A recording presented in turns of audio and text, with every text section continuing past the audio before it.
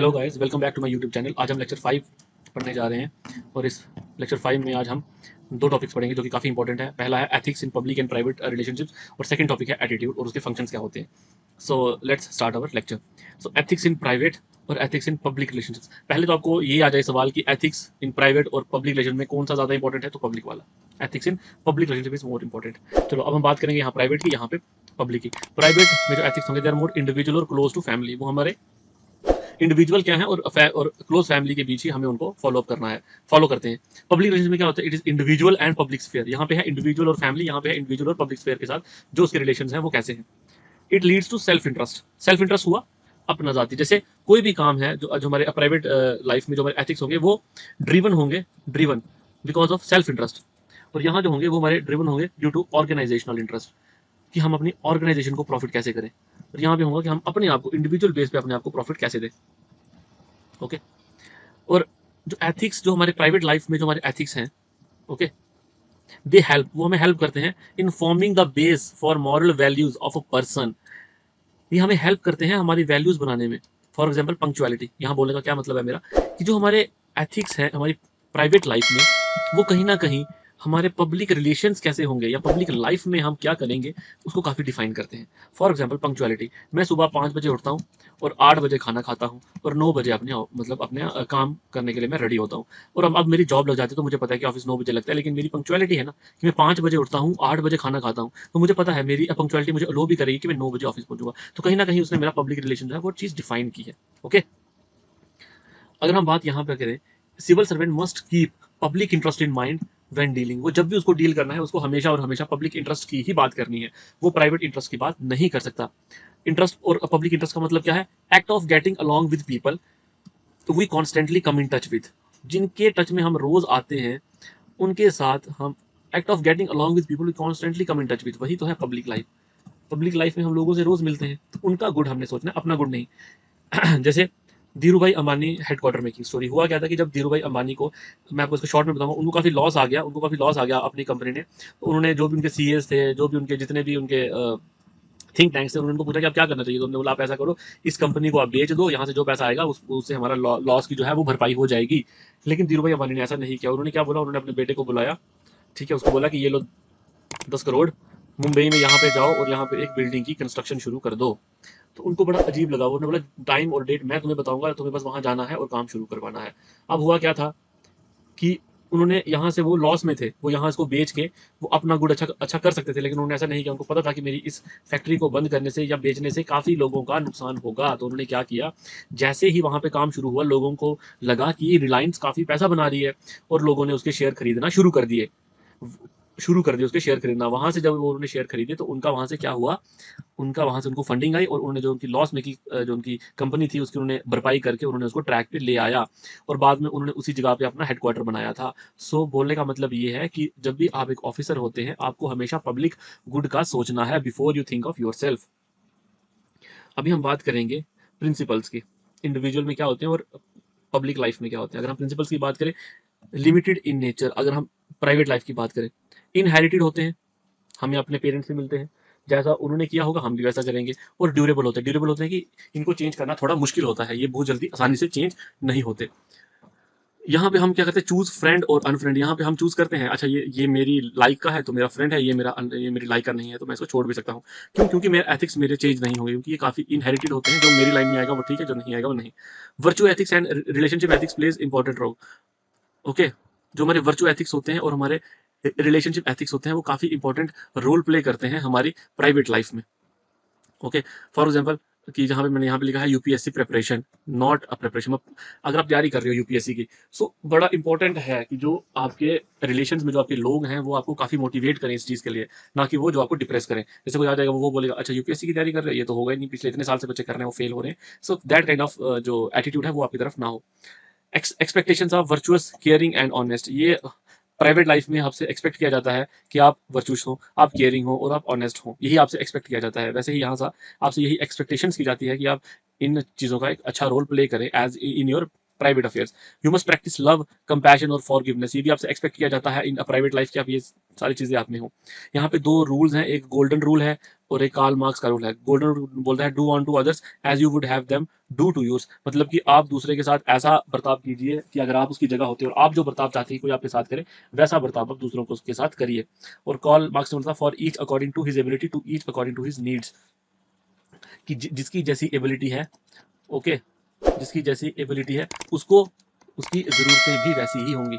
Okay, so these are the two rules, these are the principles in private life that you have to follow. आपको follow करना चाहिए क्योंकि लोग आपसे काफी एक्सपेक्टेशंस रखते हैं, लोग आपसे काफी एक्सपेक्टेशंस रखते हैं। ओके, अगर हम बात करेंगे 7 प्रिंसिपल्स इन पब्लिक लाइफ, जो कि आपको पब्लिक लाइफ में फॉलो करने चाहिए क्योंकि this is all about public relationships और एथिक्स जो है। सो फर्स्ट है, it is set by out by Lord Nolan in 1995 में। जो लॉर्ड नोलन थे उन्होंने ये प्रिंसिपल्स दिए थे। सबसे पहला जो उन्होंने बोला था कि अगर पब्लिक लाइफ में अगर आप हैं तो जो एथिक्स आपको फॉलो करने हैं या जो चीज़ें आपको फॉलो करनी है वो इन 7 प्रिंसिपल्स के ऊपर बेस्ड होनी चाहिए। सबसे पहला है selflessness, act in public interest, not gain any financial और अदर बेनिफिट्स। आपको एक्ट करना है हमेशा पब्लिक इंटरेस्ट में, नॉट नॉट आपको एक्ट करना है फाइनेंशियल गेन के लिए, मतलब अपने गेन के लिए आपको एक्ट नहीं करना है बल्कि आपको लोगों के लिए काम करना है। सेकंड है इंटीग्रिटी, नो आउटसाइड इन्फ्लुएंस, मतलब आपका जो काम है उसके ऊपर किसी बाहर की साइड का इन्फ्लुएंस नहीं होना चाहिए, इसी को बोलते हैं इंटीग्रिटी, नो आउटसाइड इन्फ्लुएंस।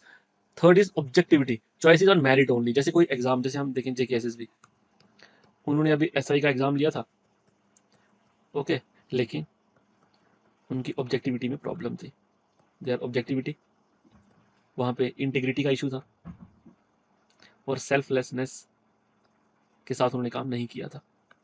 उनकी जो चॉइसेस थी वो मेरिट के ऊपर बेस नहीं थी, इंटीग्रिटी से उनको आउटसाइड का इन्फ्लुएंस भी आया था, और सेल्फलेसनेस, उन्होंने अपने फाइनेंशियल गेन के लिए ये काम किए थे, जिसकी वजह से ये पेपर क्रैश कर दिया गया बाय द गवर्नमेंट। अकाउंटेबिलिटी, जो भी आप काम करें उसके लिए आप अकाउंटेबल होने चाहिए in your public life. You must be openness, मैं that means you are must be transparent, means इसका क्या है, you always have to give reasons for your decisions. You must be truthfulness, honesty means truthfulness, और आप में leadership qualities होनी चाहिए।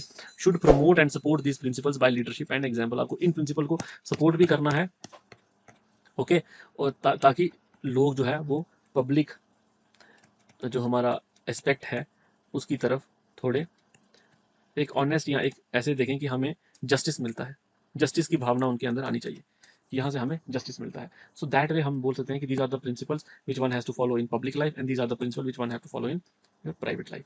सो अब इश्यूज क्या है इनके साथ। सबसे पहला जो सवाल आता है जो आपको आ भी सकता है कि क्या प्राइवेट और पब्लिक रिलेशनशिप जो है इनको हम सेपरेट कर सकते हैं, मतलब कि प्राइवेट लाइफ में जो मेरे एथिक्स हैं और जो मेरे पब्लिक लाइफ में जो मेरे एथिक्स हैं वो एंटायरली डिफरेंट हो, मतलब कि यहाँ पे नॉट पंक्चुअल, मैं पंक्चुअल ही नहीं हूँ, और यहाँ पे मैं पंक्चुअल हो जाता हूँ, ऐसा हो सकता है? ऐसा नहीं हो सकता। सो कहीं ना कहीं हमारे प्राइवेट वैल्यूज, हमारे प्राइवेट मॉरल्स, हमारे प्राइवेट एथिक्स हमारे पब्लिक रिलेशंस को या पब्लिक एथिक्स को डिफाइन करते हैं या उनको उनमें उनको फॉर्मेशन में उनकी हेल्प करते हैं, बिकॉज और जो ऑर्गेनाइजेशन है वो बिलोंग करती है किसको, सोसाइटी को, और society means ethics and ethics therefore can not separated. ये भी मैंने आपको बताया। अगर हम इसको दूसरी साइड से देखें, ऑर्गेनाइजेशन कोई भी है वो किसके लिए काम करती है, सोसाइटी के लिए। सोसाइटी किस पे चलती है, एथिक्स पे, और एथिक्स को इसलिए हम सेपरेट नहीं कर सकते क्योंकि कहीं ना कहीं मेरे जो प्राइवेट एथिक्स होंगे वो इन्फ्लुएंस्ड होंगे फ्रॉम पब्लिक लाइफ, या मेरे जो प्राइवेट एथिक्स होंगे वो कहीं ना कहीं फॉर्म हुए होंगे from my public spheres. Integrity oblique value from private life to public life, okay, जो हमारी, देखो हम इसको नहीं कर सकते सेपरेट क्योंकि जो हमारी वैल्यूज हैं प्राइवेट लाइफ से पब्लिक लाइफ में वही जाती हैं, जो ये मैंने सेकंड आपको पॉइंट बताया, this is this point. Next is conflict of interest, for example husband wife job promotion, ठीक है, यहाँ पे जैसे कॉन्फ्लिक्ट ऑफ इंटरेस्ट आ गया कि हस्बैंड है और वाइफ है, तो दोनों एक ही कंपनी में काम करते हैं, तो प्रमोशन किसको देनी है, हस्बैंड को या वाइफ को। So such type of issues can come across your private oblique public life, मतलब इसका बोलने का ये है कि प्राइवेट इश्यूज और पब्लिक इश्यूज कभी आपके सामने आ सकते हैं। मैं इसके आपको एक एग्जांपल दूंगा। Let us suppose you are a revenue officer और आप एक गांव में चले गए और वहां पे आपको एक इशू आपके सामने आया कि यार ये एक लैंड का टुकड़ा जो है ये एक मिस्टर एक्स को करता है, लेकिन वाई बोल रहा है कि ये टुकड़ा उसका है एंसेस्टरली। जब आप उस गांव में आप बोलते हो कि मैंने जाना है मौके पे, मैं इसको देखूंगा, मैं डिफाइन करूंगा, जैसे आप जाते हो तो ये जो एक्स है ये आपकी जो वाइफ है ये उसका मामा आता है, ये उसका मामा है, ठीक है, और ये जो वाई है ये आपका कुछ नहीं लगता, this must not influence you in defining कि whether this land belongs to him और हिम। आपको लॉ पे जाना है, आपको मेरिट ऑफ द केस पे जाना है डिसाइड करने के लिए। This is all about public relations और प्राइवेट रिलेशंस। यहीं पे प्रॉब्लम है, यही इशू है, कॉन्फ्लिक्ट ऑफ इंटरेस्ट, जहां पे आपका अपना कोई इंटरेस्ट सामने ना आ जाए। Okay, that is next. जो ये था हमारा पब्लिक और प्राइवेट, आई होप ये आपको क्लियर हो गया होगा। अब हम जल्दी से पढ़ते हैं। नेक्स्ट जो है वो है एटीट्यूड। एटीट्यूड मीन्स आपका नजरिया किसी चीज को लेके, किसी चीज को देखने का। एटीट्यूड क्या है? Psychological tendency that is expressed by evaluation of particular entity with some degree of favors or disfavors. It's a psychological tendency जो कि आप एक्सप्रेस करते हो in evaluating something with some degree of favor, जहाँ तो आप उसके फेवर में बात करते हो या आप उसके डिसफेवर में बात करते हो। For example, optional paper giving less score in JKS. आपका एक एटीट्यूड डेवलप हो गया है, आपने पेपर देखे लास्ट 5 साल के, आपने बोला कि जिसने ज्योग्राफी रखी हो उसकी सिलेक्शन पक्का, जिसने पॉलिटिकल साइंस रखी हो उसकी सिलेक्शन पक्का, लेकिन जिसने लेटर सपोज वो कहते हैं जिसने फिलोसफी रखी है वो नहीं होगा सिलेक्ट, जिसने मेडिकल रखा है सिलेक्ट नहीं होगा, जिसने इलेक्ट्रिकल इंजीनियरिंग रखी है सिलेक्ट नहीं होगा। So this is your attitude ना, कि आपने, ये आपकी साइकोलॉजिकल टेंडेंसी है, ये कोई फिजिकल चीज नहीं, इट्स योर साइकोलॉजिकल टेंडेंसी कि आपने कुछ इवैल्यूएशन की और आप उसके फेवर या डिसफेवर में आपने कोई बात कर दी। Evaluation of an attitude object ranging from extremely negative to extremely positive. ठीक है, तो इवैल्यूएशन जो होती है वो आप पॉजिटिव टू नेगेटिव जाएगी या नेगेटिव टू पॉजिटिव, यही है इवैल्यूएशन। आप उसको पॉजिटिव जाओगे या उसको नेगेटिव जाओगे। So this is all about attitude. आपको पता होना चाहिए एटीट्यूड क्या है, किसी चीज को देखने का नजरिया। अब है स्ट्रक्चर ऑफ एटीट्यूड। तो एक मॉडल होता है ABC मॉडल, उसके ऊपर बेस होता है आपका स्ट्रक्चर। जो आपका एटीट्यूड है, पहले इसको लिया जाता था कि ये सिर्फ कॉग्निटिव होता है, लेकिन अभी इसको लिया जाता है ABC मॉडल, अफेक्टिव, बिहेवियरल और कॉग्निटिव। सो कॉग्निटिव हो गया depend upon person, person thought and believe about an object. Cognitive हो गया कि उसकी अपब्रिंगिंग कैसी है, ठीक है, जहां वो जिस घर में, जिस फैमिली से वो आता है, वहां पे उसके पेरेंट्स का एटीट्यूड क्या है, वहां से वो काफी चीजें इनहेरिट करेगा। सेकंड आता है इफेक्टिव, मतलब feeling which the object person issue are invent in invokes. Effective हो गया कि उसने कुछ देखा, उसने कुछ फील किया और उसके बेस पे उसने अपना एटीट्यूड डेवलप किया। और थर्ड है बिहेवियर, उसने कोई एक्शन किया, manner in which the attitude influences the persons behaviour. मतलब जैसे कोई थीफ है, ठीक है, किसी के लिए वो चोर है क्योंकि उसने अपने घर में पढ़ा कि चोरी करना पाप है, चोर गलत होते हैं। और कोई एक बेचारा ऐसा गरीब है जिसने खुद बचपन से चोरी करके सिर्फ कुछ खाना जो है, जैसे किसी दरगाह से या किसी मंदिर से खाना चुरा लिया और वो खा लिया, तो वो भी थीफ है और ये भी थीफ है। लेकिन ये वाला थीफ जब इसको देखेगा तो इसको लगेगा मे भी इसकी कोई परेशानी रही होगी। तो एटीट्यूड जो है वो अलग अलग होता है, वो एक्शंस के ऊपर भी हम डिफाइन करते हैं कि बंदे के एक्शन कैसे हैं, वो भी उसके एटीट्यूड को इन्फ्लुएंस करते हैं। Manner in which the attitude influence a persons behaviour, attitude है वो पर्सन के बिहेवियर को भी, जैसा आपका एटीट्यूड होगा वैसे आपके एक्शन होंगे। So that is it's meaning. Sequence should be change. इनका सीक्वेंस कोई भी हो सकता है, सॉरी सॉरी, इनका जो सीक्वेंस है वो कोई भी हो सकता है। आप अफेक्टिव हो सकते हो, आपका जो एटीट्यूड है वो इफेक्टिव से भी आ सकता है, बिहेवियर से भी आ सकता है, और शायद कॉग्निटिव हो ही नहीं, आप अनाथ हो। आपने जो फील किया लाइफ में, आपने जैसा बिहेवियर किसी का देखा या आपका बिहेवियर जो था उसकी वजह से आपका एटीट्यूड चेंज हुआ है, तो इट में इफेक्ट यू। अब है इसके फीचर्स क्या है, स्ट्रक्चर आपने पढ़ लिया, it is based on ABC model, याद रखने। कॉग्निटिव जो पेरेंट्स से लेते हो, हेरिडेटरी है। बिहेवियर आपको एक्शन से आता है, और अफेक्टिव जो आप फील करते हो। अब है इसके features, generally learned public genetic factors. Genetic factors होते हैं आपने लर्न किया, मतलब वही आपने पेरेंट्स से इनहेरिट किया। 3 एलिमेंट्स होते हैं इसके, कॉग्निटिव दिमाग की, इमोशनल और बिहेवियर। ये आपके एक्शंस आ गए, ये आपकी फीलिंग्स आ गई, और ये आपका कॉग्निटिव आ गया। Not easily changed, psychological subject है, ये दिमागी चीज है। इतनी जल्दी एटीट्यूड जो है किसी बंदे का चेंज नहीं होता। It has the ability to motivate a person. देखिए कि हमारे फेवर्स और हमारे डिसफेवर्स, जो जो तो हमारे फेवर में है वो तो हमारा अपना है, जहां पे डिसफेवर आपको दिखा वहां पे एटीट्यूड एक आपने एबिलिटी डेवलप भी करता है कि आप दूसरे को चेंज करो, मोटिवेट करो कि ऐसा नहीं, ऐसा ठीक है, ताकि वो आपके फेवर की बात करे। Intensity is different from different attitude. जो इंटेंसिटी होती है एटीट्यूड की वो डिफरेंट हो सकती है, डिफरेंट डिफरेंट एटीट्यूड। किसी के लिए जो थीफ है वो एक ग्रूसम क्रिमिनल है, और किसी के लिए नहीं है। आपकी इंटेंसिटी फॉर सेम थिंग्स भी वेरी कर सकती है, आपकी और आपके किसी और बंदे की। जैसे कि ड्राइंग, किसी को लगता है कि ये बोरिंग काम है और किसी के लिए लगता है कि ये एक आर्ट है। Made up of 2 types of choices towards the subject. Positive हो सकती है और नेगेटिव हो सकती है, या पॉजिटिव एंड नेगेटिव दोनों भी हो सकती है। 2 टाइप की चॉइसेस होती है टुवर्ड्स द सब्जेक्ट, या तो पॉजिटिव या तो नेगेटिव, या फिर पॉजिटिव एंड नेगेटिव दोनों। अब है फॉर्मेशन ऑफ एटीट्यूड। एटीट्यूड पढ़ लिया, ठीक है। उसके बाद आपने पढ़ लिया कि एटीट्यूड की थ्योरी क्या है। उसके बाद आपने पढ़ लिया कि एटीट्यूड जो है उसके फीचर्स क्या हैं। अब हम पढ़ेंगे कि एटीट्यूड फॉर्म कैसे होता है, हम एटीट्यूड को कैसे बनाते हैं। सबसे पहला फैक्टर जो है एटीट्यूड का वो आता है जेनेटिक फैक्टर्स।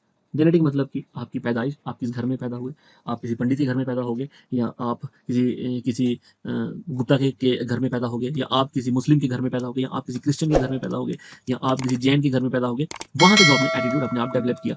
इन 1992 यहाँ पे स्टडी की गई ट्विंस की, आइडेंटिकल होते हैं ट्विंस या नॉन आइडेंटिकल होते हैं। तो जो आइडेंटिकल से उनको क्या किया गया, attitude has some genetic factors also. वहीं से हमें पता चला कि जेनेटिकली भी जो क्या है, हमारा एटीट्यूड जो है वो डेवलप होता है। जैसे gut level preference, child food preference, हमने बड़ी बार देखा कि जो चाइल्ड होते हैं, जो वो ग्रो करते हैं, तो उनकी एक फूड प्रेफरेंस बन जाती है, उनको कोई चीज़ पसंद होती है, कोई चीज़ पसंद नहीं होती है। जैसे कि मुझे टमाटर पसंद नहीं है, तो ये मेरी गट फीलिंग डेवलप हो गई, तो टमाटर को लेके जो मेरा एटीट्यूड है वो थोड़ा अलग है।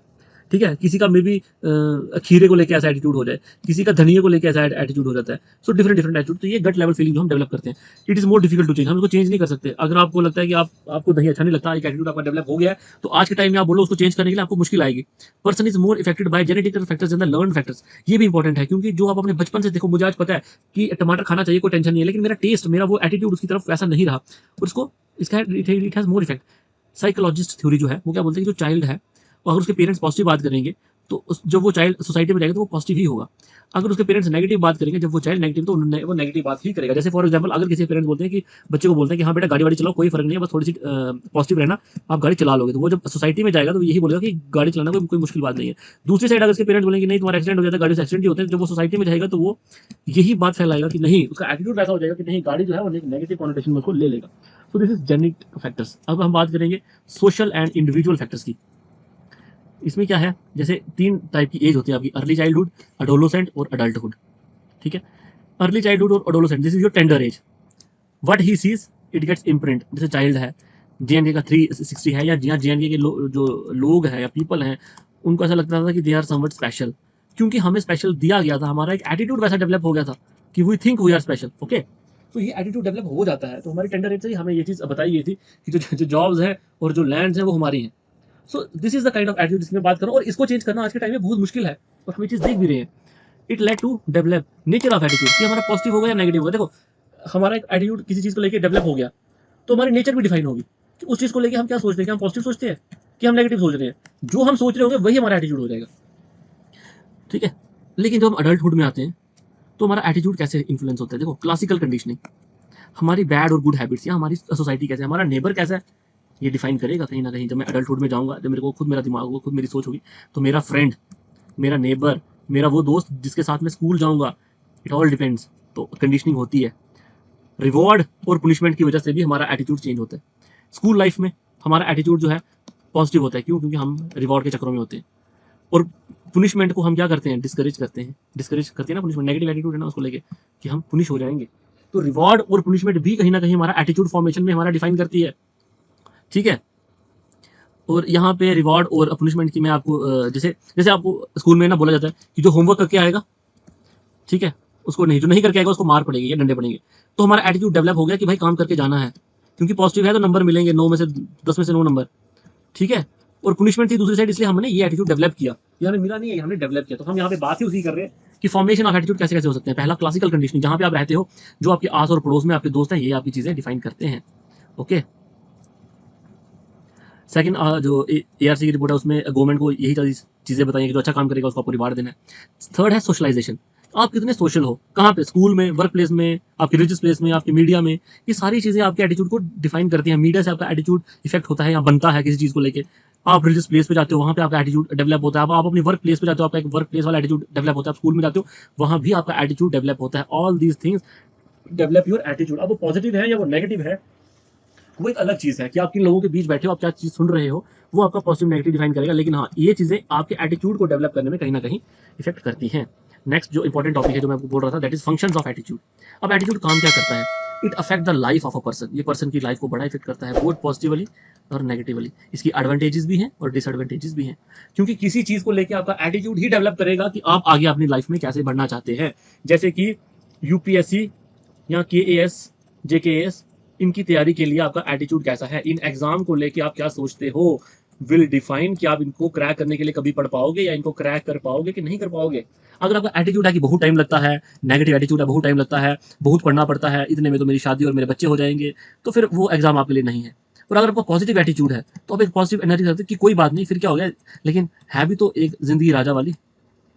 पावर को एंजॉय तो करोगे ना, ये तो चीज़ें हैं। तो पॉजिटिव और नेगेटिवली तो आपकी पूरी लाइफ को इफेक्ट करेगी ये चीज़। बिजनेस को लेके आप पॉजिटिव सोचते हो, नेगेटिव सोचते हो, इफेक्ट करते हैं आपकी पूरी लाइफ को।